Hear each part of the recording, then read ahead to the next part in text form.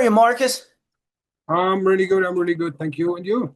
I'm doing Are you all wonderful. right? We're talking metal. How much better can it be? That's great. You know, weather is fine. Beer is coming soon. Where are you guys at right now? In Germany?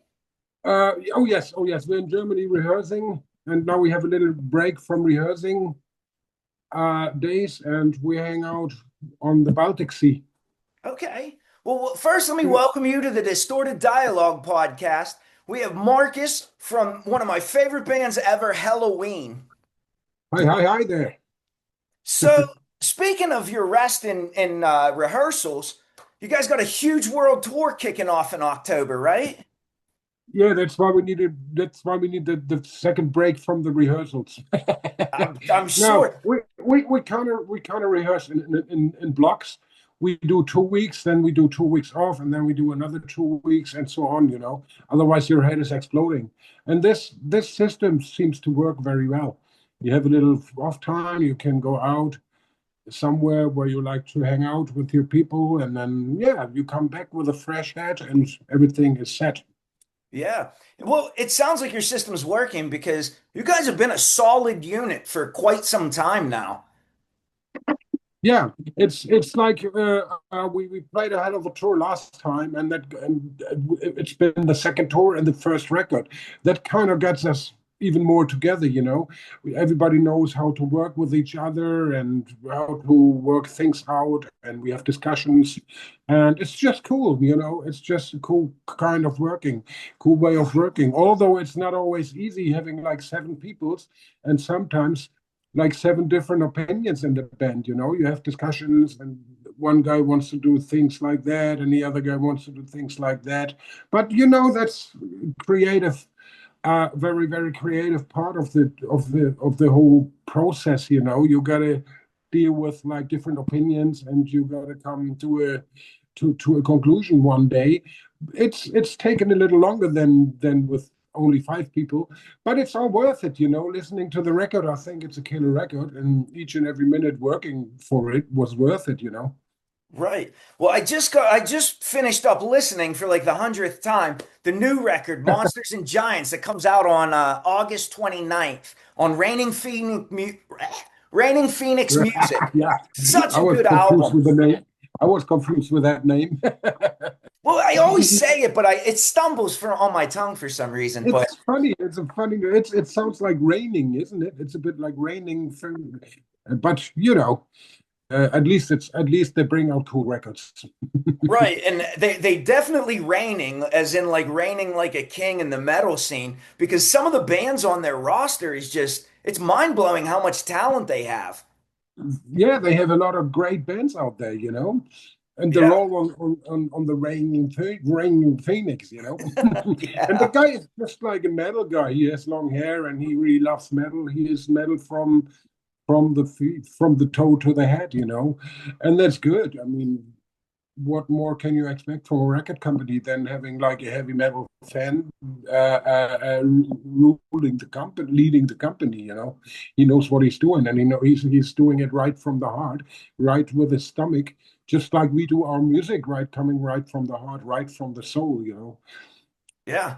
But speaking of right from the heart, the newest single, Universe, Gravity for the Hearts. What I have a lot of questions about this song. Like, is it more of like a elevating, like we're gonna go out in space, we have new days coming, or is it more like I'm really into aliens in space? So like, is It's it not so more much. like It's say it's again? not so much that alien theme. It's more like when Sasha told me when he was walking, if he's walking at night on a crystal clear night, he had the idea of like this is the universe, of course, what he sees there, and each and every star is going to be a burning heart. you know Yeah, it's burning, so it's loads of burning hearts in the universe, just like all flying souls and all that kind of stuff. And I kind of find that idea kind of really really romantic, putting it into a heavy metal song. And it's kind of heavy metal romantic, and it's they're all connected, they're all neighbors. I yeah. kind of find that idea very very cute. I think it's a great concept. And half of me thought like I live in America, so like right now things are a little tumultuous, but I thought to myself like we're doing so much damage to this planet that one day we're going to have to go to another planet and maybe or you know Yeah, well, but before it's got to be damaged, we're probably all stars. yeah, And yeah. I think when we damage the world, I don't know, a lot of things in the world, a lot of circumstances in the world will is going to be changed by itself because like coldness and ice, icy times and all that. But human race is just like doing everything to speed that up. And maybe one day we're all gone, and maybe the world is better off without humankind, human beings for like a couple of million years. I mean, Agreed. the world will heal in a couple of million years. It's nothing for the world, because Yeah, we are just here for a blink of an eye, sure. and trying to do our best to destroy the whole shebang. Yeah, And I, yeah. I think one day the world will be better off without human beings for like a couple of million years to heal again. And the world is very, very patient. If we're not going to be there anymore, then the world needs time, but the world has all the time of the world to Definitely. heal again. And I And then think some other forms of life will be here, maybe, before we need to find another planet that we can destroy as well. yes. Yeah, we're very How destructive many planet? species. How many planets does humankind need? Yeah. But I hope this is after I die. I agree there. I the thing that threw me off in the song was and I love it, that little heartbeat right at the end of it. Because then it Yeah, gave that's me it. like the positive side, like it could be the sun just, giving heart and life to the entire solar system or universe or wherever. Yeah, it's a really good idea that the heart's still beating and it stops and there's a new world coming. We're here. Maybe I'm an alien in this world. Maybe Right. the next world is mine. Sure, Who sure. knows? And Yeah. it's a good thought thinking of like what happened after. And I think I see it kind of very positive being a star amongst the stars. I agree. In the next world, it's like for me, it's like flying souls Right.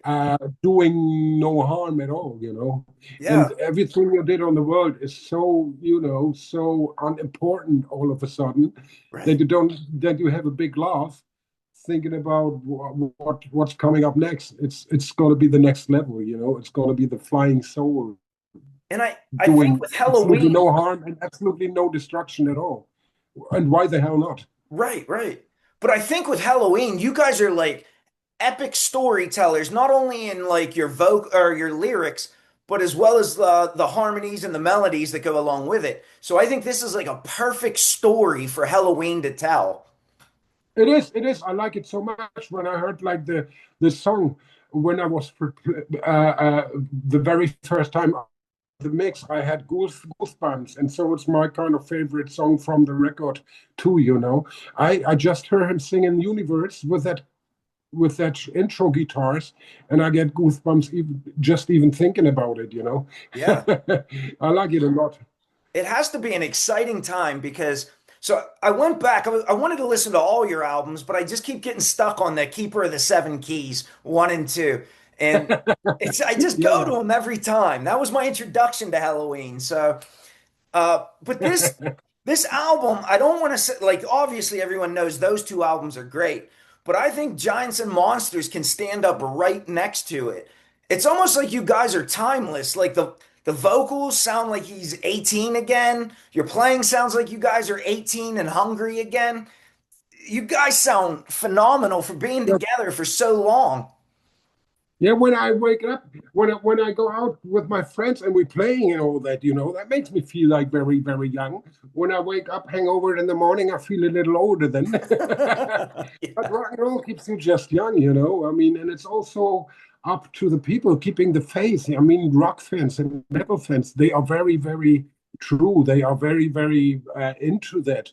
They don't leave you alone. Even if they think, oh, that record wasn't that good, I mean, I'll wait for the next record. They would never let you down, you know. They wait Yeah. for the next album saying, oh, all right, this is going to be all right again. This is going to be better again. They never let you down. And this is something really, really great in rock music and metal music. People are with you. They never let you down. And I'm really thankful for that, you know. So the success we have is, of course, we do all this stuff from right from the soul, right from the heart, Yeah. coming from the stomach.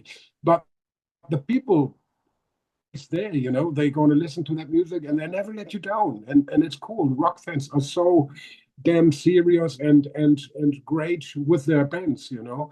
Yeah. And with you guys being together, with your newest member being 20 years ago, he's the new guy. It it Yeah, takes like a Brian Johnson, the new singer of AC/DC, you know. yeah, yeah. It just seems that you see a lot of bands that can't keep that core nucleus together for so long. And it just seems like you guys are having so much fun, so much positivity, and it comes throughout in your playing. This album sounds so fun. Yeah, we still have that, you know, I still want to, it's a progress, of course. You want to do things that you didn't do, but then it's very, very hard after like the 17th something record. But you try to do what you think is best for the song. And you want to impress some people still, you know. It's not, oh, we'll make another record, oh, let's do some blues tunes, and then you have it. It's just like we're trying to challenge ourselves still. And it's just like a big challenge for ourselves to write stuff that is still interesting after all this time, you know. It's somehow working just because also we are like a lot of songwriters in the band writing in very, very different styles. That gives the whole thing a big variety of like styles and interesting ideas, which is very cool. I like that a lot. I mean, some people might say this the new single is not really Helloween or it's not heavy enough, but to me, a killer rock song is still a killer rock song, you know. And if we do like it and if we play it, it becomes a Halloween flair anyway. So, you know, and we still like to challenge ourselves, and it's great. It's still fun. It's still like, oh, I want to go there. I want to be one of the kind, you know. I want to go out there showing the people I'm still alive. I make, I'm gonna make the loudest, most stinkiest part in the metal scene, you know. I agree. So to say. But my favorite song off of your new album is the second track, Savior of the World. It has like a Yeah. little bit more grit in it. It feels like some moments are almost thrash metal, and it's such a great aggressive sound. But then you have like the soft, like the more power metal feeling too. So like it appeals to all different parts Yeah, of my brain. it's so nice working with all those people because they have all different ideas and somebody's coming up with a very melodic part in the song and then the other guy comes with that solo kind of instrumental bit that is very thrashy but still fitting the song and then coming back to the chorus line which is kind of more epic all of a sudden and Yeah. it's all just working. It's all a matter of arrangements. That's why we have discussions and it's just working, you know. It's just working very good. We can do all the styles even within one song, you know. If it fits, it fits, and if it sounds good, if it feels good, we just do it, you know. Well, to go Why back to not using all these ideas from all these different people? That's why we have all the singers in, you know. Yeah. To go back to your last point though of like a good rock song is a good rock song. Like I'm sure of to you guys, a good song is a good song no matter what genre it is, whether it's blues Yeah, or jazz. So I think with seven people bringing in ideas, how different are all of your influences? it's just very, very different. For example, me, if I start with me, I'm coming from the punk. Yeah. So I went from punk, from Sex Pistols, Ramones, and XTC, and all that kind of late 70s, early 80s, mid 70s, early 80s punk kind of stuff. Uh, from there, I went to AC/DC and heavy metal and Black Sabbath and all that stuff. And yeah, well, that's my kind of influence. And after that, I was just like, it's been a journey back. Where do they have those influence? Where do my favorite bands have their influences in? You know, Yeah. it's and then it's a journey looking back in history. And then you come to the Beatles, then you come to Led Zeppelin, then you come to UFO, Michael Schenker, and even more back in time. I mean, you're ending up with a, a big as a Chuck guy like I am, you know, Yeah. and then listening. It all comes back to good old rock and roll in the end of the day, you know. I And then it comes from the blues, and some people came there that were trying to make it a bit harder, a bit louder, a bit faster, more distorted guitars, and yeah. suddenly some blues kind of music from like 60 years ago became some Black Sabbath kind of thing, you know, when Yeah, those yeah. guys came out. I mean, you're ending up listening to what they were listening, and you come back to the blues, and it's that journey. And then there's a lot of classic music from Mikey and Michael and all Yeah. that, you know. Sasha has a very, very different background, also from like kind of pop, classical pop music and electro pop kind of thing. Also, he likes to do it. And then you have like uh, uh, Danny, the drummer. He likes it speedy. He likes thrash music and all that kind of stuff. We all do like it, but everybody has its own kind of bands to listen to, you know. And they're all together in one pot. You cook it very hot, and you get Helloween. Right. But I think if you guys all listened to, say, punk, you would just end up being a boring band and just would be putting out one same thing over and over. I think it's so cool that you guys have so many influences.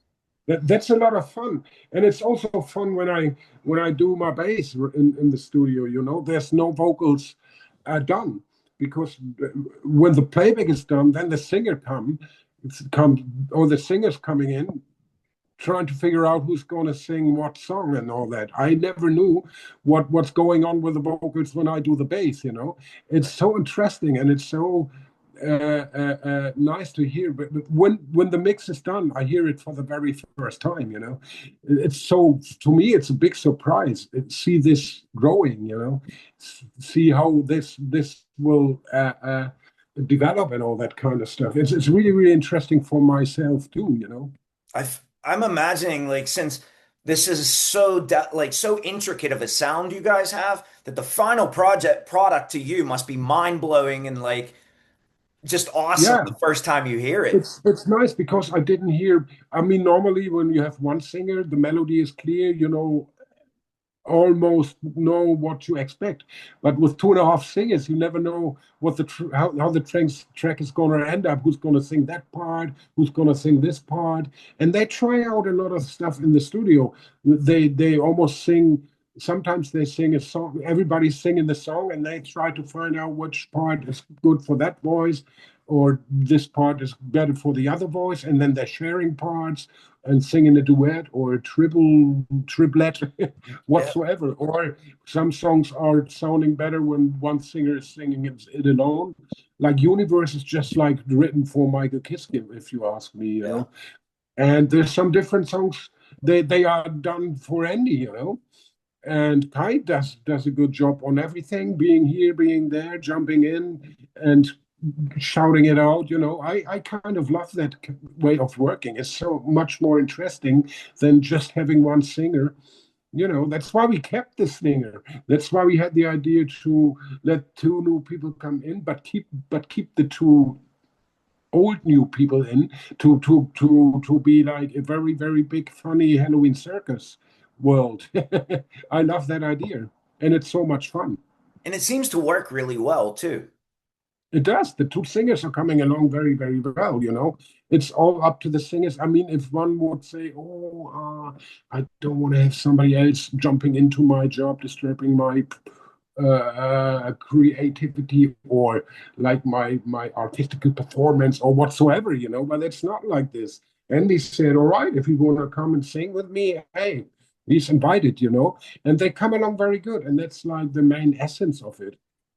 When the singers they have a great understanding. It wouldn't be like this when they would like be in hating each other or something, you Sure, know. sure. Yeah. But this way, it's going to work out very, very well because they understand each other very much.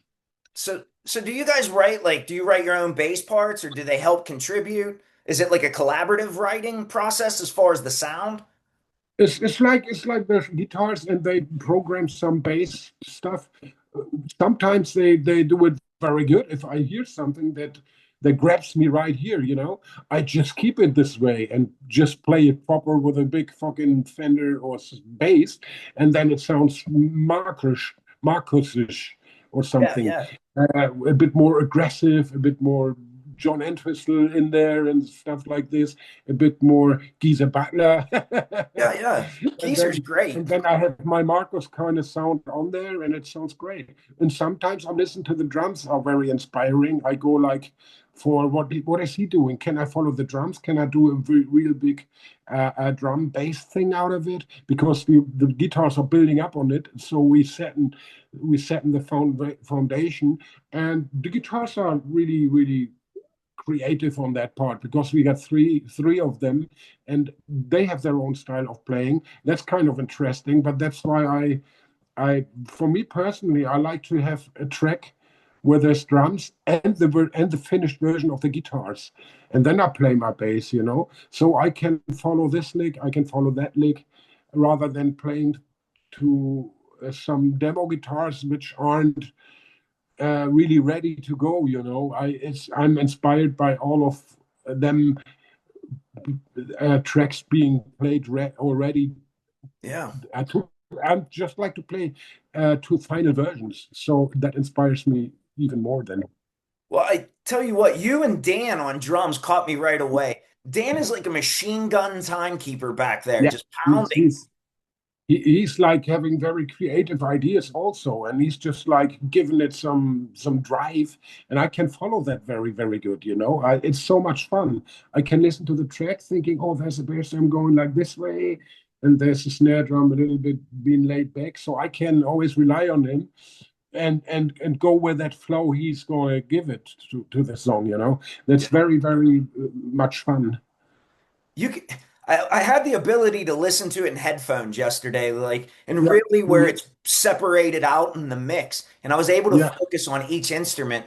And I think it was so cool that after what 40 some years of being a band, 41 years maybe of being a band, the you guys, a lot of bands that start falling in the same pattern, chorus, verse, chorus, where your stuff still sounds fresh and engaging and so idea creative driven, and it's really nice to hear like such great music still coming out. Yeah, it's also fun to do it in the rehearsal room when that part is coming, or we play that song we haven't played before. It's like you listen, you go at home, we say, oh, let's try this song for tomorrow.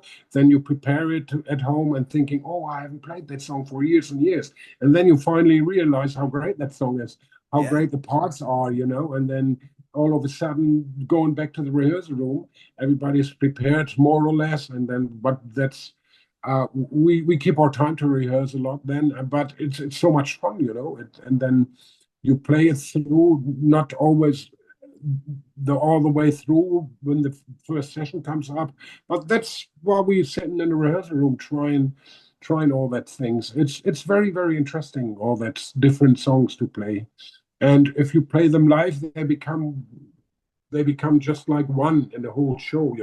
yeah. Each of them songs is a part of the show from Helloween, from the big Helloween circus. How do you whittle your playlist down or your set list down? That's going to be hard all the time because you have so many songs, and it's like always some people want to hear that song, some people want to hear that song, some people want to hear those songs, but then you cannot make it right for everybody. It's just like you have to find a way to get the show together, and there is some songs we really have to play, like Future World, I Want Out, Dr. Steen, and all that. There's a lot of tracks we really have to play, otherwise we're going to be tortured, I guess. Sure. And then the time left from after those songs we have to play, it's like you have to really think about, because we have very very long songs, 8 minutes, 10 minutes, even, yeah, over more than 10 minutes, and you cannot play them all. You play three of them, and then three quarters of an hour is gone. Yeah. I always But go, you I have have a to joke. find a way to show some of them, but still have some cool tracks to breathe in between, you know. It's not easy. It's not easy, but it's we're getting there. We're getting there. We got like a couple of weeks more rehearsings, and we start working on that really, really hard.